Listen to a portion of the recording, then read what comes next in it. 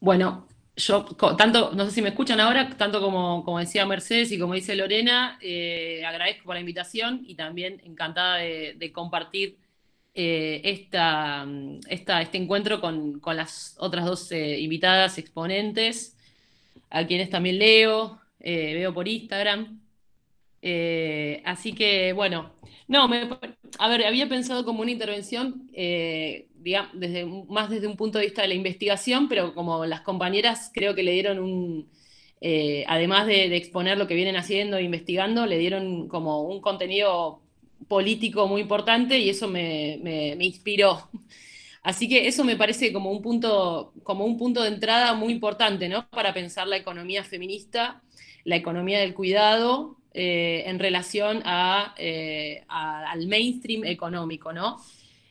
Que pensar la economía feminista es también de alguna manera sacarla de un debate de expertos. Si bien tenemos saberes y tenemos trayectorias que muchas eh, digamos, produjimos en la universidad pública, pero eso, la economía feminista, al estar siempre en una, digamos, de alguna manera, en un plano de subordinación, nos exigió también politizar esos ámbitos y sacarlo del debate de expertos, que es siempre el lugar donde mejor se mueven los varones, el heterosis patriarcado, como se dice. Entonces, me parece que un punto de partida es pensar como eso, como la economía política, la economía feminista en el marco de un proceso político. Y eso también se transforma en un punto metodológico importante, ¿no? Porque cuando hablamos, por ejemplo, de brechas salariales, por ejemplo, lo que puso en evidencia el feminismo a través de diferentes instancias de discusión, movilización en los últimos años, es cómo también esas brechas salariales se explican primero por la brecha entre los trabajos pagos y no pagos, ¿no? Cuando nosotras armábamos las asambleas y las discusiones, una de los criterios que teníamos para pensar cómo armar los documentos, cómo construir las medidas de fuerza, era justamente no reproducir la división entre salariadas y no salariadas, digamos. Que ese no sea el criterio por el cual se jerarquice la voz de las que participaban en esas instancias. Entonces me parece que es algo que se produjo también en un proceso político, ¿no? Y eso es muy importante resaltarlo, porque cuando una de las compañeras me decía, bueno, a ver qué se está discutiendo en el feminismo, bueno, cuando hoy, por ejemplo, hablamos de los trabajos esenciales, me parece que hay algo digamos, es como si el diagnóstico que produjo el movimiento feminista se transformó en un diagnóstico masivo, ¿no? Es algo de lo que casi todos hablan, diciendo, bueno, estos son trabajos esenciales, los trabajos que hacen, como decía Lorena, en los comedores, los trabajos de cuidado que hacemos en el espacio doméstico. Bueno, la medición que comentaba Mercedes, que nos da una herramienta muy importante para dar esa lucha. Ese diagnóstico se transformó en un diagnóstico de masas, pero hay que ver cómo se traduce en el reconocimiento. Esa es una discusión hoy en el movimiento feminista. ¿Qué tipo de reconocimiento se le va a dar a esa esencialidad? Y ahí, bueno, entran muchas discusiones en relación a cómo se reconoce ese trabajo, ¿no? Si es en un salario, si ese salario es un salario feminista, si es un salario, eh,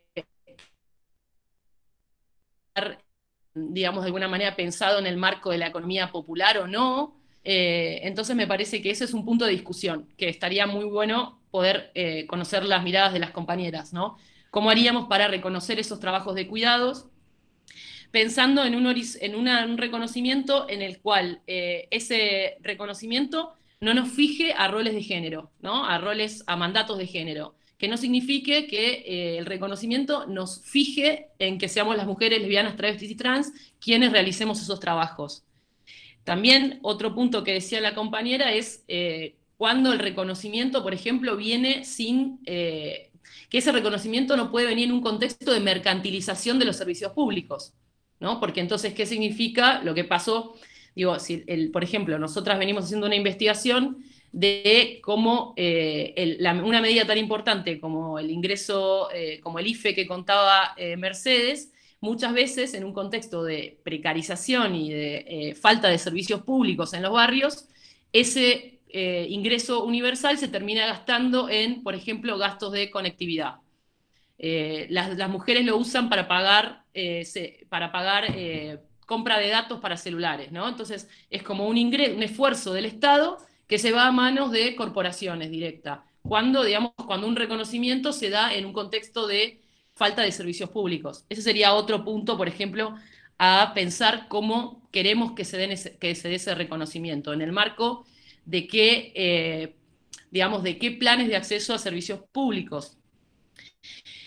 Y si tendría entonces, quería seguir avanzando en cómo entonces estas tareas de cuidado que nosotras metodológicamente las pensamos al interior de la idea de trabajo reproductivo, porque también nos permiten pensar, por ejemplo, hoy en pandemia, pensar los trabajos, otros trabajos que, por ejemplo, también lo que tiene que ver con el problema de vivienda, ¿no? Que hoy otro de los puntos que son claves en la discusión del movimiento feminista. El movimiento feminista produjo un diagnóstico en la pandemia que de alguna manera puso en crisis la idea de quedarse en casa. ¿Por qué? Porque lo que está, como decía Mercedes, lo que se evidenció que quedarse en casa significó, en muchos casos, una intensificación del trabajo no remunerado y del trabajo de cuidados, ¿no? Por otro lado, significó en muchos casos la producción de nuevas deudas. Estamos viendo hoy cómo la situación de endeudamiento por vivienda, en el caso de las personas que no pudieron pagar los alquileres, y las mujeres y las disidencias también venimos diciendo cómo muchas veces la casa no es un lugar seguro para quedarse porque es un lugar donde hay violencia doméstica, o perdón, violencia de género. Entonces, eso es otra de las cosas que se está discutiendo en el movimiento feminista, ¿no? ¿Qué significa esa idea de quedarnos en casa? Cuando estar en casa significa trabajar el doble, porque por ejemplo ahora tenemos la educación de alguna manera también está recayendo como más trabajo, cuando las tareas de cuidado están mal divididas, está cayendo como más trabajo no remunerado para mujeres. Entonces, creo que esos serían dos puntos de discusión, ¿no? Pensar cómo el diagnóstico feminista complejiza la idea de quedarse en casa, porque a veces quedarse en casa puede ser quedarse en casa para trabajar más, quedarse en casa endeudada o no tener casa, o quedarse en casa en una situación de violencia. Nosotras venimos trabajando con Vero Gago en una investigación que ya tiene varios años y que también se refiere a lo que comentaba Mercedes de la pandemia del macrismo, aunque no empieza en el macrismo, que es también la idea de poner en relación, otro de los puntos que quería poner a discusión, poner en relación el endeudamiento con los trabajos no remunerados. Porque nosotras lo que venimos investigando es, un proceso que podemos decir que se da en dos sentidos. Cómo el recorte de servicios públicos que se dio en el macrismo se tradujo en más trabajo no remunerado para las mujeres lesbianas, travestis y trans, y cómo esos trabajos no remunerados e intensificados digamos, por los planes de ajuste que implementó el macrismo, se tradujeron en endeudamiento, ¿no? Eso lo vemos en el nivel de endeudamiento de las mujeres para acceder a bienes y servicios básicos mediante el ANSES. Entonces, después me gustaría comentar, pensar eso también en relación a lo que decía Mercedes, si es que llega, eh, a lo que hablaba de inclusión financiera, a ver cómo se está pensando eso. Y entonces pensar también el trabajo no remunerado en relación al endeudamiento doméstico. Y entonces, esos son, digamos, dos o tres puntos que quería poner en debate y son, digamos, esa investigación es la que de alguna manera pusimos en pensar la pandemia, pero no solamente tanto trabajo doméstico, pero trabajo que, como decía Lorena, también se dio en comedores, digamos, como esos trabajos no remunerados en los barrios también se incrementaron, es decir, y cómo esto se tradujo en mayores niveles de endeudamiento en relación a la vivienda y a la conectividad.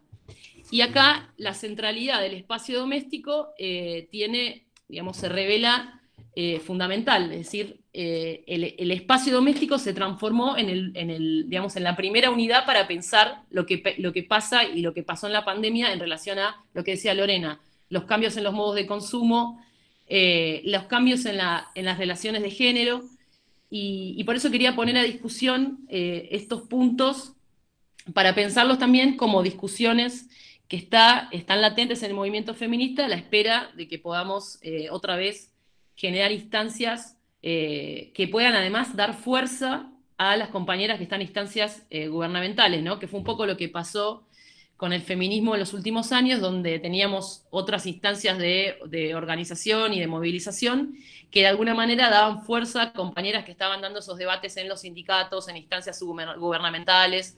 Entonces pienso también poner en discusión cómo esto, digamos, cómo este proceso que decía Mercedes, que está abierto y que estamos entre las que están en el Estado, las que no estamos o las que estamos en el medio, de alguna manera, cómo lo transformamos en un relanzamiento de la fuerza política del movimiento feminista. ¿Qué instancias, qué estrategias nos vamos a dar para que esas discusiones no queden como debates entre expertos, sino que produzcamos una fuerza que les dé fuerza a las compañeras también que están dando estos debates?